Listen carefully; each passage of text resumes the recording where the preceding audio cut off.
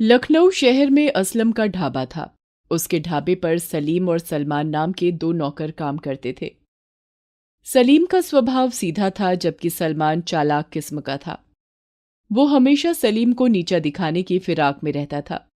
सलीम ढाबे पर आए हर ग्राहक से अच्छे से बात करता, खाना पीना बढ़िया से बढ़िया देता।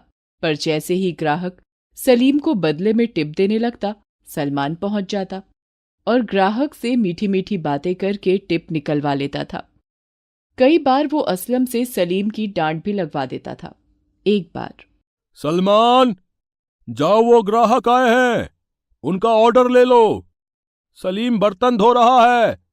मैं चाहता हूं मेरे ढाबे से हर ग्राहक खुश होकर जाए, तभी मेरा काम बढ़िया चलेगा। सलमान का रेडियो पर मैच आने वाला था। सलमान चोरी छुपे सट्टा खेलता था। उसे ये चिंता थी कि अगर वो ग्राहक को देखने में लग गया तो मैच निकल जाएगा और वो सट्टा नहीं लगा पाएगा। वो जल्दी जल्दी में ठंडी रोटियां और बेस्वादी मटन ग्राहकों के आगे रखकर सलीम के पास जाता है और उसे कहता है, ए सलीम, वो नए ग्राहक बैठे। असलम भाई ने बोला है कि बर्तन छोड़कर पहले उसका खाना पीना देख ले। सलीम ग्राहकों के पास जाता है और पूछता है, आप लोगों के लिए और कुछ लाऊं? अबे, एक तो ठंडी रोटियां और बेकार मटन हमारे आगे लाकर रख दिया। सारा मुंह खराब हो गया हमारा। ऊपर से पूछ रहा है और क्या लाऊं? ले जाइए खाना वापस। इतनी देर में असलम भी ग्राहकों की आवाज सुन लेता है और वो ग्राहकों के पास आता है और उनसे पूछता है, क्या हुआ भाई साहब, आप लोगों को खाना पसंद नहीं आया? ये हमारे ढाबे का मशहूर कढ़ाई मटन है। आपको इसमें कुछ कमी लगी है? कमी क्या? ये तो पूरा खाना ही बेकार है। ठंडी रोटियां, बेस्वादी मटन।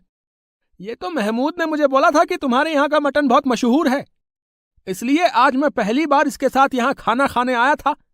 मुझे क्या पता था पूरे मुंह का स्वाद ही बिगड़ जाएगा। अरे असलम भाई, मैं तुम्हारे यहाँ आता हूँ, इसका मतलब ये तो नहीं कि तुम मेरे साथ आए मेहमान के आगे ठंडी रोटियां और बेकार मटन परोस दो। अरे भाई, ये तुम्हारे नौकर ने हमारे आगे ठंडी रोटियां और घटिया मटन रख दिया। इसे जरा समझाओ। अगर इसे नहीं समझाया तो तुम्हारा ढाबा बर्बाद हो जाएगा और तुम सड़क पर आ जाओगे। असलम भाई बता रहे। ये कहकर दोनों ग्राहक गुस्से में बिना पैसे दिए वहां से चले गए। असलम ने सलीम पर बहुत गुस्सा किया। असलम ने सलीम की एक न सुनी, लगातार उसे डांटता रहा। वह सलीम से बोला, अब तू देख तेरी सजा क्या देता हूं मैं। तेरी इस महीने की आधी तनख्वाह काट कर मिलेगी अब। हाँ। सलीम कुछ भी नहीं बोल पाया। इतनी देर में सलमान वहां आ गया और वो सलीम को इस हालत में देखकर मन ही मन मुस्कुराने लगा। वो यही चाहता था कि सलीम को डांट पड़े और असलम उसे नीचा दिखाए। सलीम को नीचा दिखाना और असलम से फटकार लगवाना सलमान की रोजाना की आदत हो गई थी। सलमान अपने कामों के लिए अक्सर सलीम को मोहरा बनाकर इधर उधर निकल जाता था। सलीम बहुत ही सीधा था। वो कुछ नहीं बोलता था, चुपचाप अपना काम करता रहता था। एक दिन, यहीं तो रखे थे 5-5 सौ के 4 नोट, कहाँ गए? यहीं गले में ही तो थे। चाबी तो मेरी जेब में ही रहती है, पता नहीं फिर। सलीम, सलमान, इधर आओ। मेरे गले में से पैसे गायब हैं। तुम दोनों में से ही किसी ने चुराए हैं। अरे, आप भूल गए, कल आपकी चाबी काउंटर पर रखी थी। आप वहीं भूल गए थे और ढाबा बंद करके घर जाने की तैयारी में थे। मैंने आपको चाबी दी थी। हाँ, अब याद आया। अब अगर तुम चोरी करते तो मुझे चाबी वापस नहीं करते, सारे पैसे भी निकल सकते थे। इसका मतलब असली चोर तू है सलीम। असलम सलीम की पिटाई करने लगा और उसे मार मार कर लहूलुहान कर दिया और उसे नौकरी से निकाल दिया। सलीम कुछ नहीं बोला। उसके पास अपनी सच्चाई साबित करने का कोई भी सबूत नहीं था। वो चुपचाप वहां से चला गया। सलमान मन ही मन बहुत खुश हुआ। उसने अपनी जेब में से चुराए हुए नोट निकाले और उन्हें चूमने लगा। ये लगा तीर निशाने पर। हर समय मेरी आंख में कंकड़ की तरह चुभता रहता था ये सलीम का बच्चा। बस अब मुझे किसी भी तरह इस असलम को लूट कर भागना है, फिर मैं एक अमीर आदमी बन जाऊंगा और इस लखनऊ शहर से बहुत दूर चला जाऊंगा। हाँ। ईद आने वाली थी। असलम चाहता था कि ईद से पहले ढाबे की थोड़ी मरम्मत करवा ले, इसलिए एक दिन वो जितना भी कैश था सब जोड़कर घर जाने की तैयारी कर रहा था। सलमान ने उसे ऐसा करते देख लिया। उसके मन में लालच आ गया। सलमान चाहता था कि किसी तरह कैश उसके हाथ लग जाए तो वो लेकर भाग जाए। सलमान बहाने से असलम के पास गया और उससे बोला, अरे मालिक, आप कितनी देर से काम कर रहे हो? ये लो, एक कप चाय पी लो। आप अपना बिल्कुल भी ध्यान नहीं रखते हो मालिक। अरे सलमान, तू मेरा कितना ध्यान रखता है। ला दे चाय। सलमान असलम को चाय देता है। असलम जैसे ही चाय पीता है उसे चक्कर आने लगते हैं और वो जमीन पर गिरकर बेहोश हो जाता है। सलमान उसकी चाय में बेहोशी की दवा मिला चुका होता है। जैसे ही असलम बेहोश होता है, सलमान सारे पैसे लेकर वहां से भाग जाता है। इतनी देर में सलीम वहां आता है और असलम को बेहोशी की हालत में गिरा हुआ देखता है। वो घबरा जाता है और किसी तरह पानी के छींटे डालकर असलम को होश में लाता है। सलीम असलम से कहता है, मालिक, मालिक क्या हुआ? आप बेहोश कैसे हो गए थे? और वो भी इस हालत में जमीन पर गिरे हुए थे। आपकी ये हालत कैसे हुई? वो चोर दगाबाज मेरी पीठ में छुरा घोंप गया। सलमान मेरे सारे पैसे लेकर भाग गया।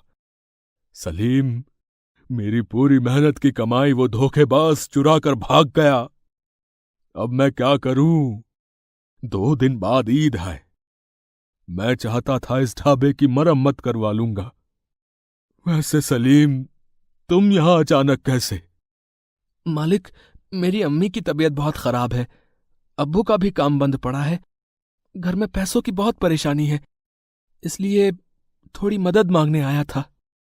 सलीम, मैंने तुम्हारे साथ बहुत बुरा बर्ताव किया। शायद खुदा ने मुझे इस बात की सजा दी है।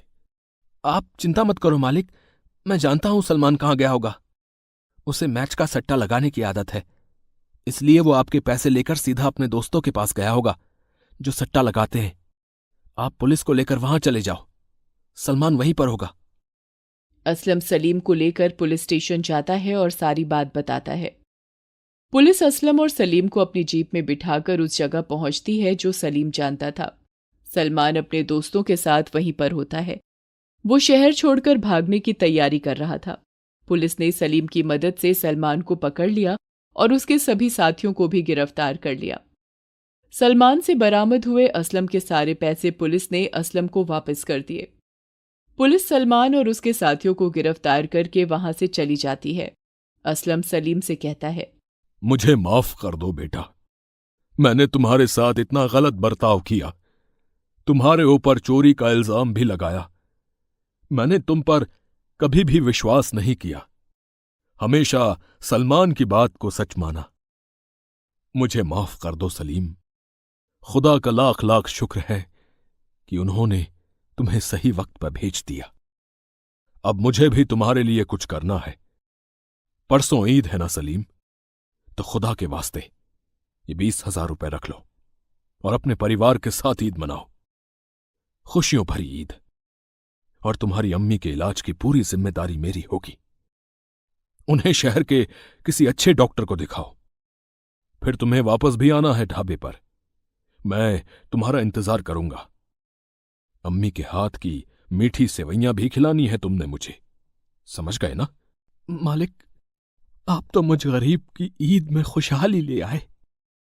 शुक्रिया मालिक, शुक्रिया। सलमान को अपने किए की सजा मिल जाती है। सलीम को वफादारी का सिला मिल गया था। वो कहते हैं ना, जो नेक दिल होते हैं खुदा भी उनका साथ देता है।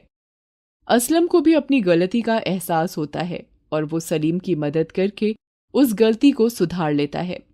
सलीम की ईद खुशियों से भर जाती है। एक गरीब की ईद खुशहाली में तब्दील हो जाती है।